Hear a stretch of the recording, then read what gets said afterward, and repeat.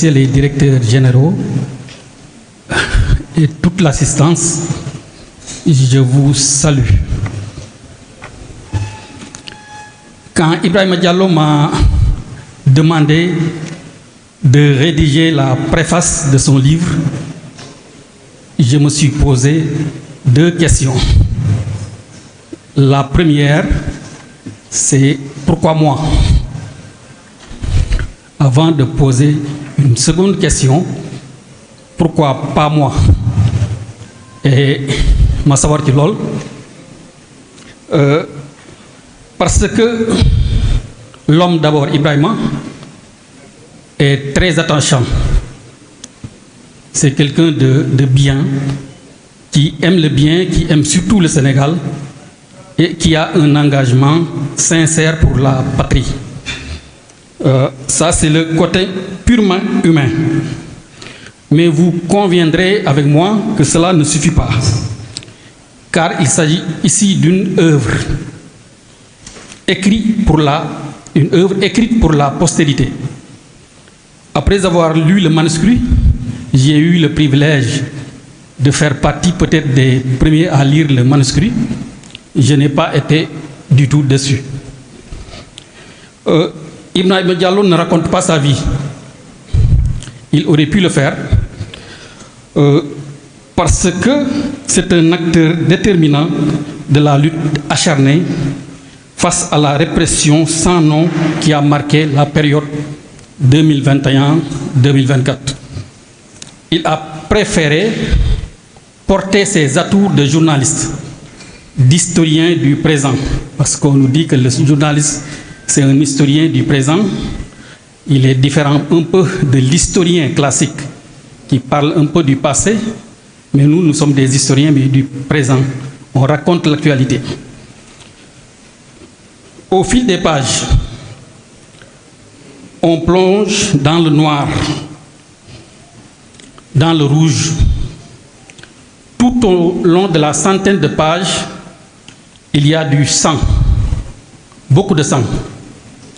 Il y a eu des larmes, de la sueur, pour paraphraser Winston Churchill. Il a adopté une écriture simple, sans diagramme, quoi. Il a écrit de manière très simple, une écriture journalistique. C'est pourquoi le livre se lit d'un trait. Un style journalistique pour décrire un combat et des vies, dans le chapitre 2. Pour lui, pour Ibrahima Diallo, résister, c'est vivre. Toujours dans le chapitre 2, il raconte la chasse à l'homme. La chasse à des hommes et femmes. Surtout à un homme, Ousmane Sonko, devenu pro pour ses militants et sympathisants, aujourd'hui Premier ministre d'un pays dirigé par le plus jeune président de son histoire, qui plante le Djoubanti au cœur de sa gouvernance, je peux nommer Bassirou Diomaye Diakhar Faye. Ibrahima Diallo ne mâche pas ses mots. Il ne prend pas de gants pour nommer les choses par leur nom. Je pense que c'est Camus qui disait, bon, c'est une citation un peu contestée, c'est Camus qui disait que mal nommer les choses participe au malheur du monde. Bon, d'autres disent que c'est pas à lui, parce que ça n'existe, c'est pas dit dans ses œuvres. Mais on prête cette citation à Albert Camus. Mais Ibrahima Diallo, lui, ne mâche pas ses mots. Il parle de un dictateur nommé Macky Sall dans un de ses chapitres. Il parle de la République des magistrats. Il parle des victimes d'un engagement politique et fait des portraits saisissants des martyrs.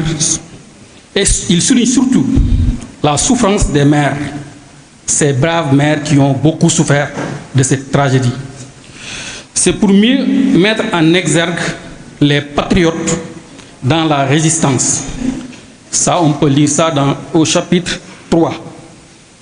Bon, je vais citer quelques extraits de ce chapitre 3, c'est-à-dire la page 56, pour montrer le drame qu'on a vécu ici au Sénégal entre 2021 et 2024. je cite, c'est dans un contexte de forte mutation politique où l'espoir renaît chez beaucoup de Sénégalais que démarre l'entreprise de liquidation de Ousmane Sonko et de son parti, le PASTEF.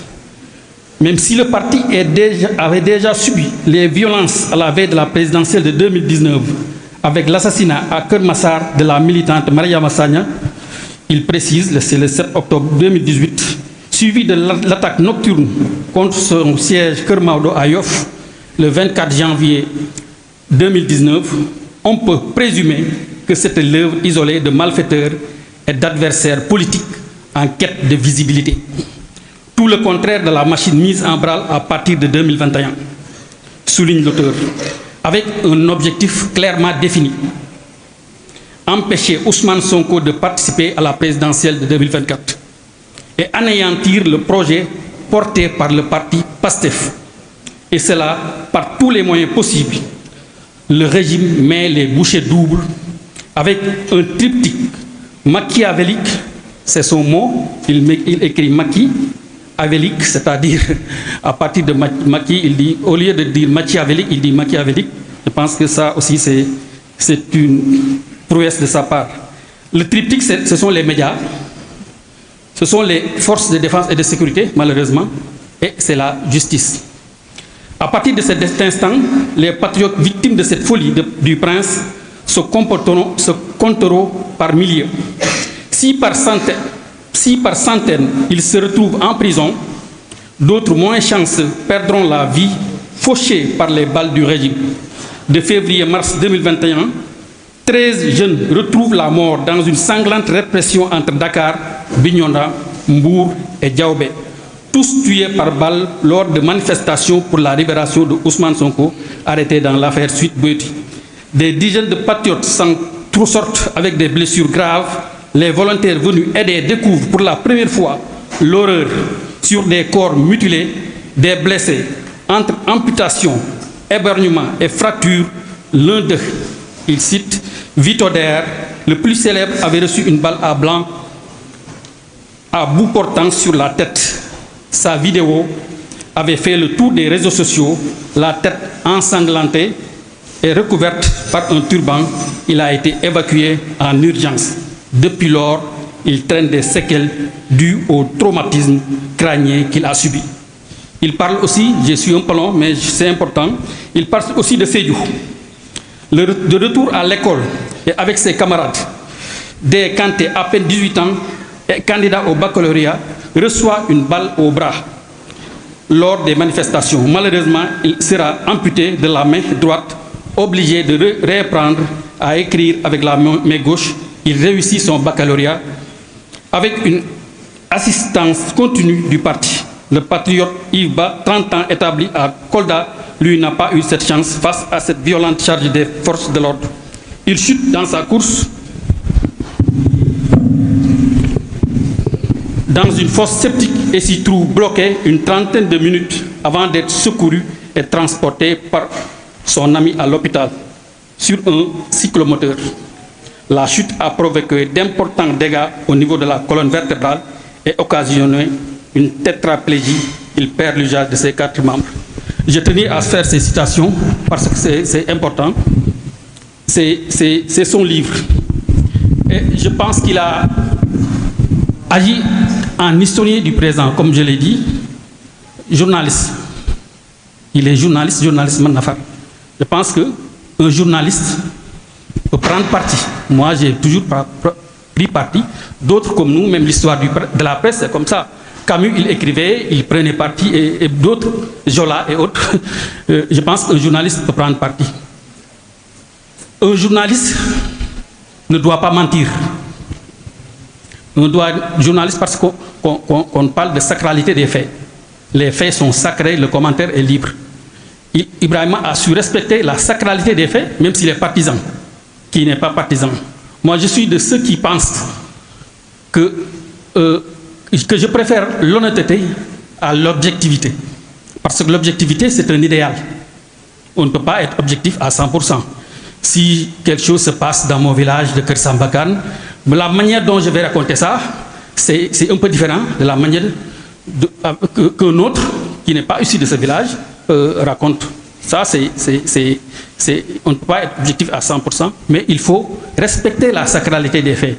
C'est-à-dire, dans notre religion, qui est le journalisme, je ne blasphème pas, Frère Diallo, dans notre religion, qui est le journalisme, il faut respecter les faits. Ça, c'est très important. Et Ibrahima a su respecter les faits. Il a su prendre du recul, il a su faire un procès de ce qui s'est fait, sans pour autant verser dans les excès. Il a su surtout parler de son leader qu'il aime tant, comme Nadef, et il a su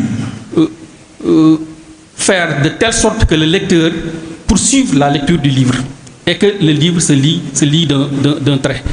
Je pense que pour ne pas être trop long, parce que j'ai fait la préface, il faut lire la préface, il faut lire les livres pour comprendre ce qu'Ibrahima Diallo a voulu dire et a voulu faire et a voulu nous montrer. Parce que ça, c'est le tome 1, on aura d'autres livres.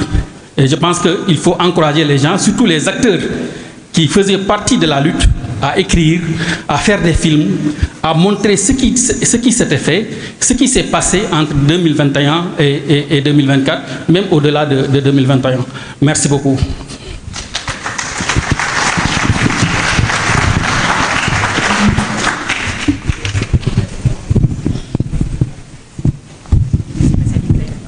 Merci beaucoup, Monsieur le Président.